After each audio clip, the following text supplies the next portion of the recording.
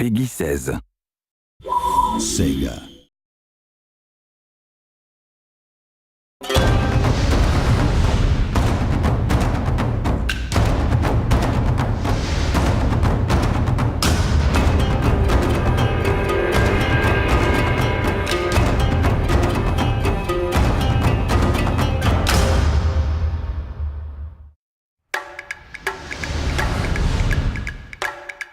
Empire is one of our most discussed products, right? Yes. Not least because it was, commercially certainly one of our biggest, and it reached kind of the biggest number of people, the biggest number of fans.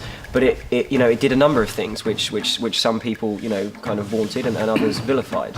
And I think it was a pretty interesting set of design choices. I mean, naval battles. Okay, when we added those, where do you start with something like that?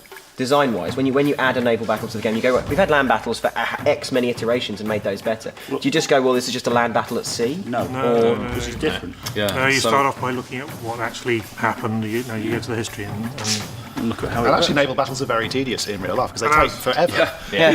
Sail about, wait for it. There's an hour of knowing that you're going to die and then 3 minutes where you die.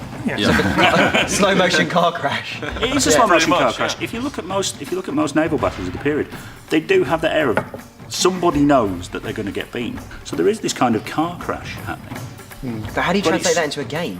Exactly. You've got this really slow engagement process and this formation process. Tactically, it's kind of interesting on one level, but it is like two yachts going around a course. There's that constant jockeying about when when you say a sailing race. Yeah. You're jockeying around trying to get in the wind position because that's going on. But at least they're not actually shooting at each other. Before I'd be massively immersed in RPGs or FPSs where I'm actually the character, not the third person games, but the FPSs. But this was a strategy game that had the same kind of level of immersion, the suspension of disbelief. I was the nation, and it did have that kind of nostalgic, memory. This is exactly why, just to go back to a point earlier, why people get cross with us if we don't know exactly what they want. Because they get so into it. We're messing with the kind of. The interesting thing is it kind of like on a high level. The interesting thing about this is that our games are generating real experiences for people, in which case we're almost transcending art and literature. But it's true. Games do transcend. Good games do. Good games do. Right? Because there are so many games out there that you play, and like I say, they're popcorn experiences. You enjoy them. They're a visual feast or whatever, but you don't come away with an indelible personal effect. It's like a you train look at ride. the number It's not with Steam. Hours, we can see how many hours people play for hundreds, and they play for hundreds Let's of try hours. thousands. And it's actually yes. There was a guy on the forums the other day whinging about the fact that and I use that word advisedly, he hadn't had good value, even though he'd played for 1,900 hours on Empire. And he's paid $35 for something that's entertaining for 1,900 hours. That's how long's your average console game now? What, 6 hours? 6 to 10 hours? 10's like good. That? 10's are good. I mean, that's you barely scratch the surface.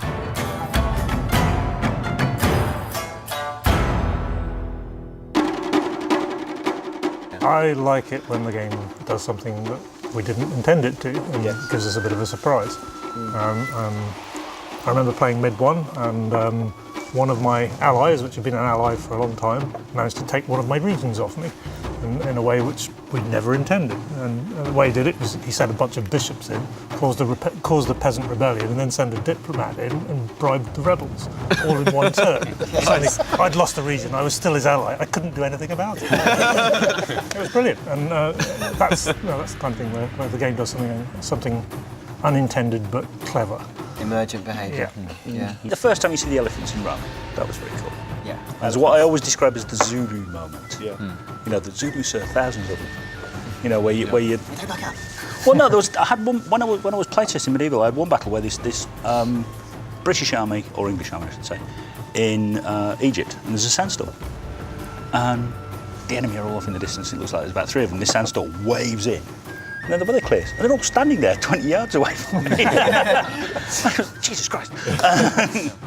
Thousands of them. And that was kind of impressive the first time I saw it, and that was a favourite. We have a lot of good tech in place, and it'd be nice to, just really focus on tools and content. Gameplay. Gameplay. Yeah.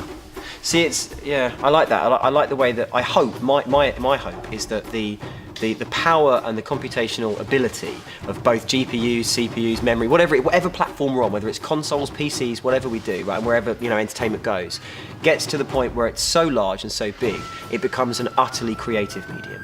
It just purely becomes about what can you do within this power base, rather than what can you push to the limits of the power base. This is why we're building tools. We've got a nice chunky tools team for Shogun 2 and for Napoleon, and it is becoming easier and easier to generate content. It's still bumpy and rocky, but as the tools smooth out, as they improve, then it becomes easier and easier for people to generate content. We may release the tools, I don't know. I have no idea what's going to go on down the future, but as somebody generates that content, just let me say, it doesn't become easier. It frees us up. It frees us up to be creative in the ways that we want to on a project. It gives us the ability to just create stuff without any limitation, and that would be awesome.